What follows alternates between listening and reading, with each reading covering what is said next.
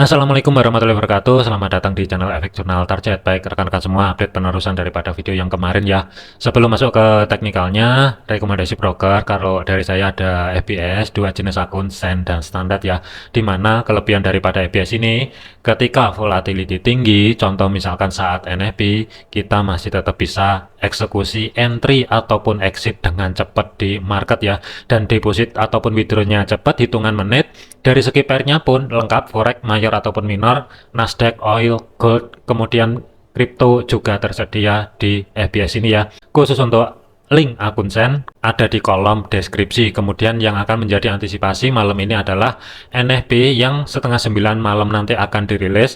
Ada 3 data yang mesti diwaspadai. Yang pertama adalah rata-rata pendapatan per jam. 0,5% ini adalah data yang sebelumnya, cuman hati-hati apakah direvisi atau tidak. Tetapi dari segi perkiraannya menurun menjadi 0,3%. Kalau misalkan aktual itu nanti yang rilis ternyata di atasnya 0,3%, bisa dikatakan rata-rata pendapatan per jam itu kategorinya adalah positif. Kemudian dari NFP-nya itu sendiri 143 adalah data yang sebelumnya, ini juga sama, hati-hati waspadai potensial data direvisi ya, tetapi dari segi perkiraan ada peningkatan menjadi 159. Misalkan ini nanti data utamanya atau NFP-nya itu sendiri misalkan di atas daripada data yang sebelumnya dan di atas dari perkiraan, tentunya surprise positif untuk indeks dolar ya. Tetapi kalau misalkan di bawahnya ya otomatis negatif indeks dolar, gold bisa lari ke atas dengan cepat ya. Dan yang terakhir adalah di tingkat penganggurannya diperkirakan tetap 4%. Kemudian malamnya sekitar jam 11 waktu Indonesia Barat ya, ini ada laporan kebijakan moneter dari Fed ya. Jadi malam ini itu diperkirakan volatility akan sangat tinggi sekali.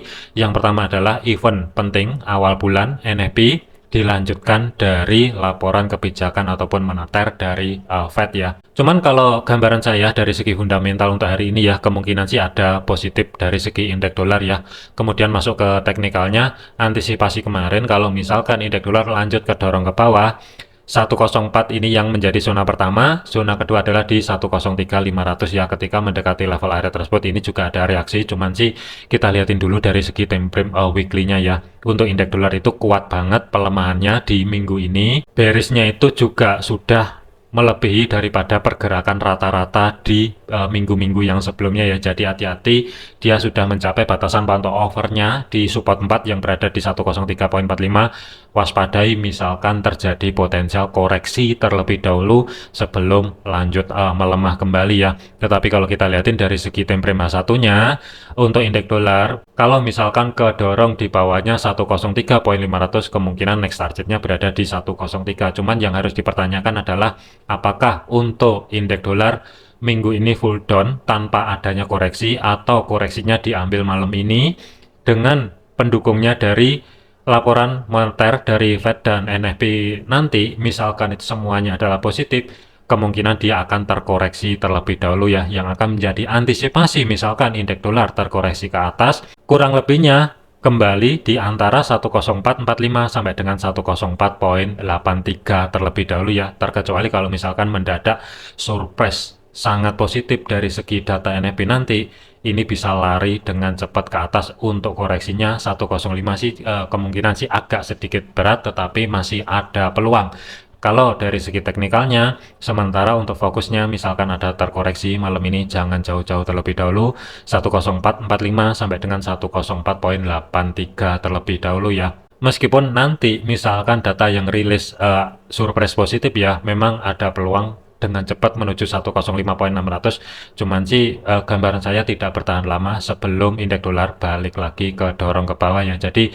kesimpulannya indeks dolar malam ini misalkan ada potensi koreksi kurang lebih 104.800-an atau ke 104.83, ini antisipasi terdekat, maksimum 105.600. Tetapi kalau misalkan langsung cepat ke dorong ke 105.600-an, kemungkinan tidak bertahan lama sebelum indeks dolar balik lagi ke bawah.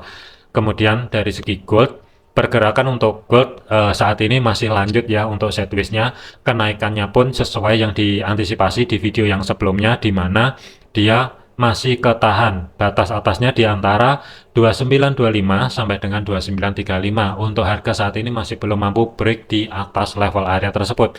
kemudian penurunannya kembali itu juga tidak jauh-jauh di zona tengah atau sebagai pivot weekly minggu ini 2894. Untuk antisipasi hari ini, misalkan data daripada NFP nanti adalah surprise positif dan misalkan laporan moneter dari Fed itu ternyata hawkish, kemungkinan gold ini bisa aja sementara waktu bisa kedorong ke bawah dengan cepat terlebih dahulu ya antisipasinya. Misalkan itu terjadi, antisipasi saya tidak di 2887 sampai dengan 2879 ya, tetapi saya lebih prepare antisipasi di antara 2864 sampai dengan 2853. Tetapi kalau misalkan NFP-nya hasil nanti negatif, ya tidak menutup kemungkinan dia akan langsung spike ke atas, tetapi saya masih ada keraguan misalkan mampu bertahan di atasnya 2956 ya, ada potensi kemungkinan spike ke atas balik lagi ke zona tengah atau sebagai pivot. Jadi kesimpulannya untuk zona pantau gold malam ini, kalaupun kedorong ke atas, kuncinya berada di 2935. Ini masih tetap yang nggak ada perubahan dari video yang sebelumnya. Kalaupun lewat di atas level area tersebut, meskipun ada kenaikan ya terus terang saya masih ada keraguan misalkan dia mampu bertahan di area 2956 atau di atas level area tersebut ya, ada kecenderungan bisa aja nanti itu balik ke atas meskipun dari segi NFP-nya adalah negatif. Tetapi kalau misalkan NFP-nya positif, kemungkinan antisipasi saya di 2864 sampai dengan 2853 terlebih dahulu ya untuk zona tengah, dikarenakan minggu ini sudah berkali-kali di retest. Untuk malam ini saya tidak antisipasi di zona tengahnya, ada 3 level area 2894, 2887 dan 2879. Ini sementara misalkan nanti NFP adalah positif, saya tidak antisipasi di kisaran level area tersebut, ada potensi kemungkinan dia langsung mendadak turun dan balik lagi naik ke atas ya. Ini gambaran saya untuk gold malam ini. Kemudian yang perlu diwaspadai adalah laporan kebijakan dari Fed yang akan dirilis nanti jam 11 malam waktu Indonesia Barat. Ini juga sebagai penentunya dan mungkin partisipan market juga masih mengantisipasi dengan hal tersebut. Kalau misalkan itu nanti hawkish, ada peluang minggu depan kemungkinan gold akan terkoreksi ke bawah terlebih dahulu sebelum naik lebih tinggi ya. Tetapi kalau misalkan ternyata dovish, waspadai level area atas ada harga 2935 dan 2956. Untuk planning saya lebih memilih off terlebih dahulu, terkecuali kalau misalkan data NFP-nya itu jelas, baru saya akan mengambil keputusan dengan cepat ya, baik buy ataupun sell tergantung daripada data NFP yang akan dirilis nanti.